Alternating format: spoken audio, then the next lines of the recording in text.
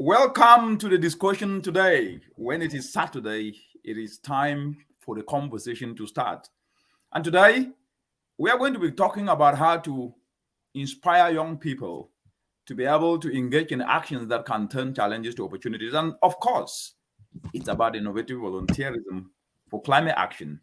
And the discussion today, I'm going to continue where I ended last time with a special guest, Daniel Munang, who is going to be sharing perspectives on how we can inspire, especially young people, and how she's using her passion to do what is needed, and also how she actually apportion her time both for school and for actions that are actually aligning with her passion.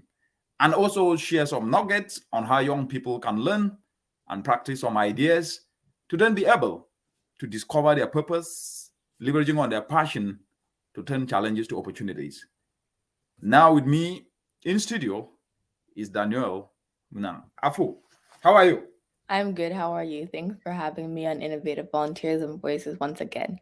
Excellent, excellent. Yeah, it's always a pleasure to have you. And when you are here, we are always excited to have you because at least you have some ideas that I believe that young people who are watching this show, the Innovative Volunteerism Voices, the sport as we call it, is a space in which a lot of people listen to and learn, and they get inspired by some of the actions that you carry out. So today, what's in store? You promised us a surprise last time, and so today, what is in store for us? Today, whatever questions you throw at me regarding innovative volunteerism, passions, and what to do with school and managing them, I'll answer them. And yeah, just keep on expecting the unexpected because I don't know what questions you're gonna ask. I like that. Expecting the unexpected. So you don't want me to unleash the cat out of the bag, as they say.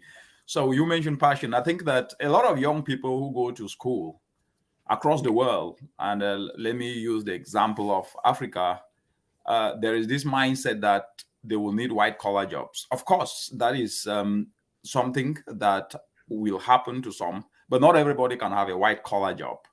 But the ability to be able to think out of the box sometimes, to know that at least if you don't have a white collar job, you can do something that can build a skill that later on help you build on that experience to even get a white collar job.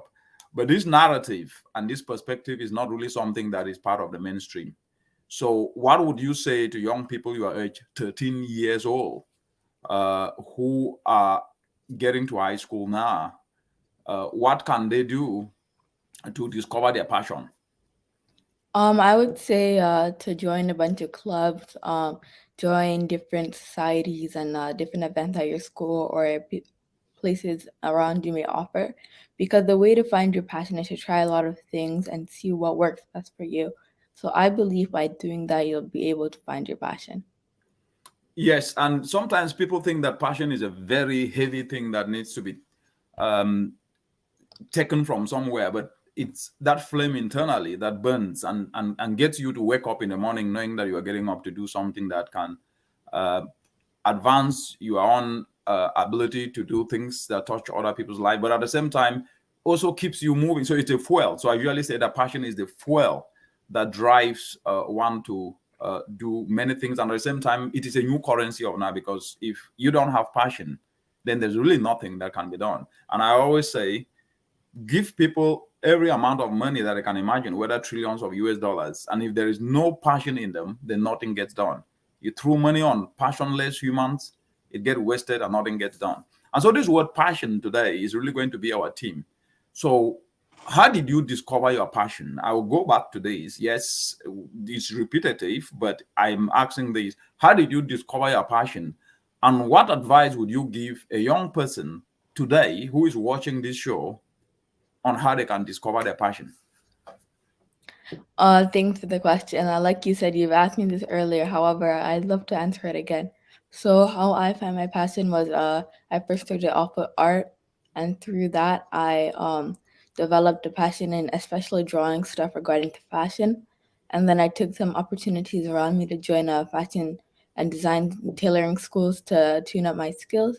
And then from there, I realized that fashion and drawing and art is something I want to do. So I continued going to art school and going to fashion school throughout the summer break. And through that, I developed my passion for fashion illustration and fashion drawing and fashion.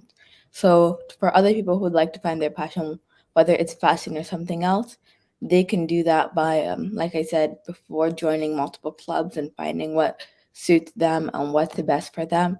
So in conclusion, I'd say just join a whole bunch of things and then narrow it down from what interests you and then pursue that as your passion. Yeah, a lot of people always talk about they cannot go to school and at the same time combine to do something extracurricular that will make them gain some experience. And these excuses, what excuses seems to become something very, very it's becoming part of the mainstream, and it's becoming something that is more demoralizing when it continuously get discussed. People give excuses. They give excuses when it doesn't rain, that it's not raining.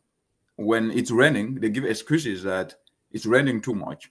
Instead of focusing to harvest the water and use the water for irrigation and use the water to be able to ensure that at least they can have it when there are no rains. So it seems like complaining and giving excuses is part and parcel of human attitude. What's your take on this? I that's another interesting question. So what I would say to that question is that excuses are only one part of finding your passion. And if you go to school and find your passion, like I go to school and I did it during the summer. So whenever your school has breaks, I would say that you can find your passion through joining clubs regarding school and even outside of school, finding a balance between doing things that you like, doing things that are your passion, and doing schoolwork. So that schoolwork should be your priority. However, um, as it as it's your priority, you should be able to dive into other things like I did mine throughout the summer. And I'm sure that whenever your holidays are, you could join clubs, whether it's sports clubs, sports teams, um, fashion clubs, fashion classes, and just watching YouTube videos on the weekend could still help you advance your passion. So that's what I think. Excellent. Actually, as we're speaking now, people are watching from Togo. We have uh, Jack Andre Dion. He says, warm greeting from Lomé, Togo. We have Amadou, who is watching us from Mali. So you can see people are watching this show across different countries in the African continent and even across the world. So it's quite very, very exciting. Yes, that takes me now to the next point, which I think is an aspect that we need to we touched this a little bit last week. We are in a world of social media today.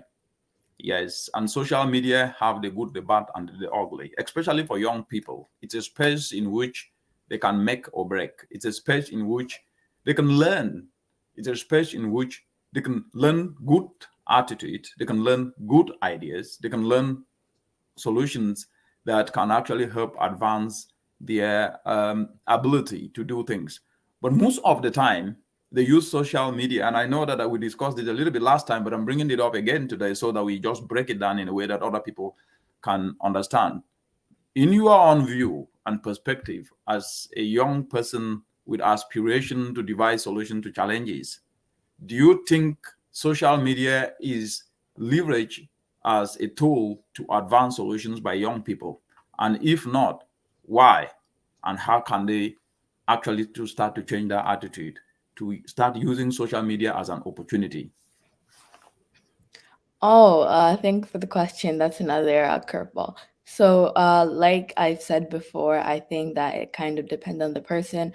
Because social media is a very good platform, and I think that the youth had devised it in a way that you can use it for multiple different purposes, including finding your passion, then trying to look at opportunities and go from there. So I believe that it just depends.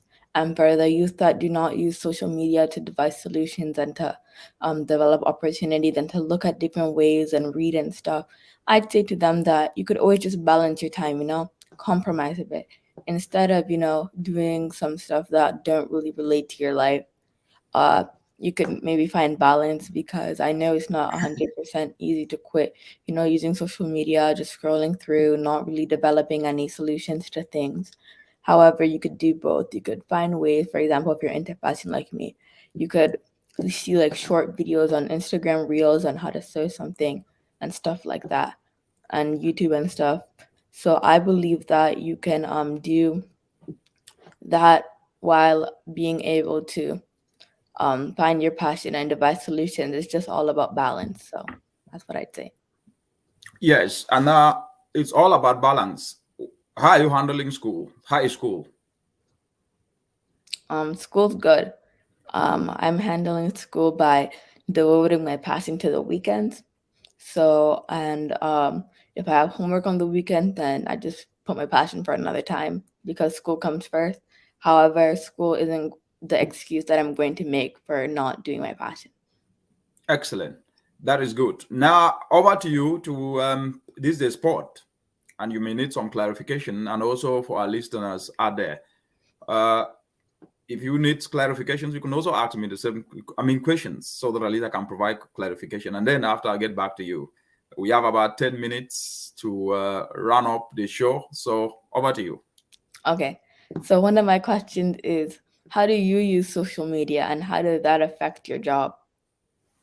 Excellent question. Actually, as I have been saying, social media is an opportunity for each and everyone to leverage, to bring what they are doing to scale. What do I mean by that? A lot of people might never be reached by physical engagement, but most of the people are on social media. They are on Twitter, they're on Instagram, they're on Facebook, they're on LinkedIn.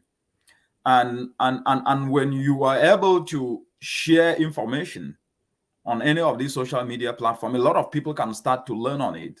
And when they learn an idea on it, they can start to do it. So my leveraging of social media has been about bringing what I do to scale and reaching so many people in so many parts of the world, which I might not be able to reach them physically. And so that then helped advance the work that we do, the work that I do, to be able to reach so many people, especially the young people. And that is part of innovative volunteerism, because most of the people have ideas, sometimes they don't share. And when you are not sharing ideas, it means that you are not really also contributing to society, because ideas transform societies. If you put money upfront without ideas, nothing works. When you bring ideas upfront, it then attracts resources. And so the world of ideas is a transformational world, and the only way for us to get those ideas out there is to leverage the spaces. Because today, traditional mainstream TV is just part of the medium in which communication happens. Social media actually is about taking traditional mainstream TV, whereby now we are live, right? Through LinkedIn, Facebook, through YouTube, through Twitter, as we're speaking now. That it means the information can reach as many thousands and hundreds of people and even million people just through these platforms. And therefore, utilizing it for solutions rather than utilizing it for complaining is the best way to go. So in short form, you basically use social media to spread your ideas and to promote opportunities. Absolutely. Correct. Okay, so those are all the questions I have for you today. And I asked the remaining ones a few weeks ago. So I pass it to you to ask whatever questions you may have. Yes. Now, there are older people who are listening, and parenting is a full-time job. And there are parents or people with kids who are listening. What lessons have you learned from your parents that have actually reshaped you to be the best version of you? One of the lessons I've learned from my parents is that balance is key. So that helped me a lot with innovative volunteerism and becoming a better version of myself, because I feel like without balance, I would have been focusing too much on my passion or too little. So I feel like learning the lesson that you can do both, just figure out which one's more important in the moment. I think that was one of the main lessons that helped me through innovative volunteerism.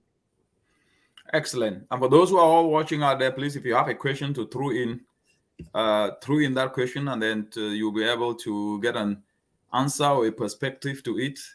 or a view to it. So in the next in the next 5 minutes, we'll be rounding up, but please drop your question here.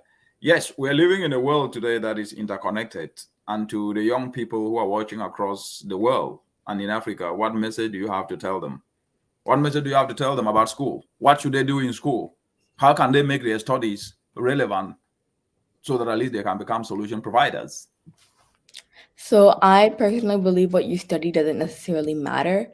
That's So correct. That point, important point. What you study doesn't necessarily matter. And let me just interject there. So my first degree was in physics and education. Then my passion was in environment. So I moved now, I did a master's in environmental science, then environment policy at the PhD. Just to solidify what you're saying, what you study doesn't really matter. It helps, gives you knowledge, but that knowledge can be applicable in different sectors. Proceed, Afu. So, like I said, what you study doesn't necessarily matter. For example, if you study international relations, that doesn't necessarily mean you're going to become a diplomat. Or if you study biology, that doesn't necessarily mean you're going to be a biologist or an environmental scientist. So I believe it's the skill that you gain from the degree and the networking and the connections, which helps you out. So I believe to the people who are focusing too much about what they want to study, unless you have a straight career path that you'd like to go through, for example, like medicine, you can't really study anything else to be a doctor. So I feel like, or like engineering, you can't really study anything else to be an engineer. So I feel like within those situations, just study what you really like and study what will provide you with the skills to go into a field that you'd maybe want to be in, and to go from there and to pick something that you really like, because you don't want to go through 4 years dreading, and to pick something that, because a lot of people pick things that are quote unquote marketable. Like you can get a marketable degree but still not have a job, but you could have a degree that's less marketable and still get a better job due to your networking and due to having experience and hands-on opportunities and passion and stuff. So I just say pick what you like, and yeah, pick what you like, pick what you think is best for you, pick what you think uh you'd like to do, pick what you like, look at the future career options, look at the networking opportunities, at what's available to you. And I just say just focus on yourself and focus on your studies and focus on your passion, and from there I think life will come together for you. Very good. Focus on yourself and focus on your passion. But there are some people who focus more on worrying about tomorrow rather than focusing on themselves today. So what would you tell such people? Because there are a lot of them. People worrying more about what they cannot control rather than focusing on what they can control. Like, for example, today is Saturday and it is morning time in other places and it is evening time in other places and afternoon in other places. People are sitting worrying about what tomorrow will bring rather than doing what they can do at the moment to then be able to get what they can get tomorrow. Because the truth is that you can only get what you can get tomorrow by doing something today. But most of the time, people sit complaining about tomorrow, doing nothing today, and then tomorrow still come, and then they'll complain about another tomorrow, and then they'll complain about another tomorrow. So months, years, and decades come and pass, and they're doing the same thing. That then means that the attitude of complaining is really, really bad. And given the fact that the attitude of complaining is really, really bad, and especially we are having young people in the world who are coming up with solutions and innovations, what do you think can actually be done, especially to the people who love complaining and blaming and saying that I will not do anything today because I'm thinking what will happen tomorrow, which is a kind of a run-of-the-mill mentality. It's what I call an autopilot mentality that hasn't helped on anything. What do you say to such people? To those people, I'd say that it's good to think of the present and to focus about things you can control rather than things you cannot control. And to just, the Latin quote, carpe diem, seize the day. Just seize the day, focus on what you can control, and do everything you can to conquer the day and to see what you can control, and do everything in your power to change what you can control for the better, rather than focusing on what you cannot control. Because if you focus on what you cannot control, you won't have any progress, because you'll just be running after things that you can't really achieve, because that's for a different time. To just focus on what's now, because if you keep on saying I'll wait for another day, I'll wait for another day, those days will come and you'll still be at stage one. So I believe that just seize the day and, in simple terms, just, find what you can control and work on it to devise solutions and opportunities. Yeah, thanks for those perspectives. You have been to school in Kenya, you've been to Cameroon, and you've studied in Canada as well. There are people in other places who say, we don't have opportunities. And I really get tired hearing such words, we don't have opportunities. Because opportunities are created. And from what you are saying here is, when you spend time worrying about what you cannot control, worrying about tomorrow when you are not using the present moment in which you exist to do something, then definitely you are creating a problem for yourself, and the only person to blame is yourself. So in places where people say there are no opportunity, which you have been to, you have studied in as well, what can you tell those people listening to us today? I could tell those people that, like you said earlier, opportunities are made and not handed to. So I if like that. Opportunities are met and they are not given on a platter of gold. Good point, Afu. And just before you continue, I think Olu is saying great presentation and mentoring session. Yes, it is. Thank you very much, Olu. And thanks for tuning in to listen to this conversation. When it is Saturday, it is mentorship time. So whoever is watching.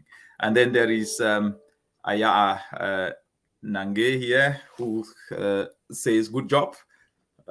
She's from Com. So if you speak Com, then she's going to hear.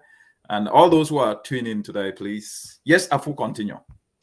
So like I was saying previously, opportunities are created and not handed to. So for the people throughout the world who are saying that there's no opportunities, you could find a problem that you're facing, which in your case I assume would be no opportunities, and find a way to devise a solution which would help create opportunities for not only you but other people. And this formula could be used throughout the world, whether you're in a developed country, a developing country, and especially it's important for developing countries, citizens to do that so that they could make a change in their community, which could impact their country and the world through finding and creating an opportunity for yourself rather than waiting. Because if you wait for an opportunity, like I mentioned in your other point, you're just going to be thinking about things you can't control, and you'll just, years and days are going to pass and you're still going to be at stage one complaining about not having opportunities.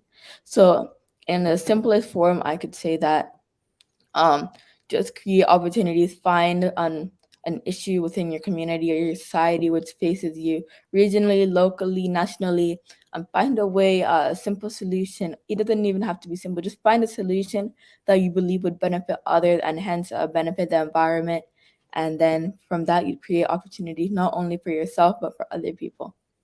Right. Opportunities are created. And I think that's actually one of the big message out of this conversation.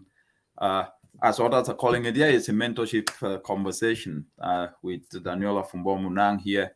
And if you think that opportunities are given, that is a false narrative. Opportunities are created. And to create opportunities, you need effort. What does it mean? It means you need to sacrifice your time. And the adage that goes, no pain, no gain, applies here. You cannot create an opportunity without sacrificing effort, without dedicating time, without reducing your number of sleep hours, without reducing your number of leisure hours. And so to succeed needs effort. To succeed needs dedication. To succeed needs passion. To succeed needs applying that purposeful passion to do something that goes beyond yourself and touches many other people's life. And then I feel there is this aspect where people, in addition to complaining and saying that I'm focusing on worrying about tomorrow rather than using the moment to do something, they're looking up to their aunties. They're looking up to their uncles. Oh, my well-to-do uncle is going to help me. And then there's always this word, help, help, help. Then the person is only expecting another person to help rather than doing something to help his or herself. What are your thoughts on this? And what do you think this is causing? Because time is running up, I'm gonna do this as simple as you said. You kind of already answered the question by saying you should be able to find a solution to help yourself, which I completely agree with.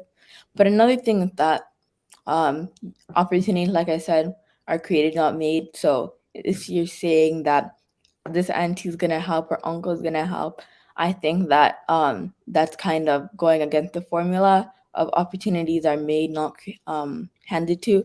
So if you're waiting for someone to consistently hand you something, why don't you take the time that you're waiting to find an opportunity to develop a solution to help yourself? Right. And we still have about 5 minutes. I notice that there is a lot of interest in this conversation from the comments that I'm getting here. I think 5 minutes to the top of the hour. And please, if you have comments as you're watching, throw them in. You have questions, please throw them in so that at least we can be able to interact. When it is Saturday, it is mentorship time to aspire everybody, to inspire everybody to usher themselves to solution space. So the point again, opportunities are created, they are not given. Opportunities are created, and to create opportunities, we need dedication, we need passion. We need to move away from the mindset of complaining and blaming everybody to starting to ask ourselves, what are we useful for? And what can you as the individual do to start addressing the very problems and challenges that you complain about? So it's about mindset change, and that mindset change starts from your head first. If it doesn't start from yourself and you think that only people, because what I have learned is that 99% of what you need can only be done by you. People can only contribute 1%. And that 1% can be through inspiration, can be through mentorship, can be through guidance. But a lot of the time, people don't want to be guided, but they want things to be done. And somebody who cannot be guided cannot be mentored. What do you tell the young people out there who still believe that things need to be done to them? Yes, I know you answered that to an extent that they need to usher themselves to action and do what they need because opportunities are not given. But a lot of them still look at this and say, that is just talk. They will say in pidgin English, that one I just talk now. So wait till you tell them. I'm gonna answer this in English because I think my point would get across there because my pidgin vocabulary is quite limited. So I'm gonna answer it in English. Yes, So please. like I said previously, I would tell them that no, it's not just talk, and you can be able. There's live examples, and I believe that there's so many examples. Just look at all the innovative volunteers and all the Baphosa actors throughout the continent of Africa, and even throughout different continents throughout the world, South America, Asia, Europe. There's a bunch of innovative volunteers there, all the still turning challenges that they face regionally into an opportunity. And I believe that if you have to see it to believe it, so to see it, just go on Dr. Richard Munang's YouTube channel, LinkedIn, to see real life innovative volunteers and actors turning challenges into opportunities, which then help the environment. Thank you very much, Afu, for that perspective. And I think this is the last question now before we get to the top of the half an hour, 30 minutes. This conversation was slated for 20 minutes, but because of the interest that has been shown through the comments, I extended it for the next 10 minutes. Now we have 2 minutes to go. What is your last word? My last word to the viewers is to watch Dr. Richard Munang on LinkedIn, on YouTube, on Facebook, on Instagram, because through that you'd be able to see the different, because if I keep on talking and keep on telling you about this, you're not going to be able to see it for yourself. Whereas if you click his YouTube or stream his videos, all his platform names are the same. So just search it up and then continue to watch the videos and to develop inspiration, because through that you could see different passions.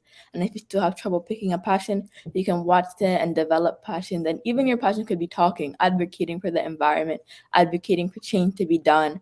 And I believe that through watching videos and through using social media as a platform to create opportunities and to devise solutions, I believe that many more youth throughout the continent could be successful. Excellent. So what should we expect in the next discussion? I'm making this my catchphrase: expect the unexpected. Expect the unexpected, so you say. And to all of you who are watching, thank you very much, Daniel, for those perspectives. We appreciate your time, and we'll continue to inspire and aspire to inspire others. And for those of you who are watching, it's a great pleasure having you. And please tune in next time so that we can continue on this mindset change mentorship, leveraging lessons learned from the ideas that we have actually tested, and also getting Daniel's perspective when you tune in. You are on the Innovative Volunteerism Spot. Until then, have a great afternoon, morning, evening, wherever you are. Bye-bye for now.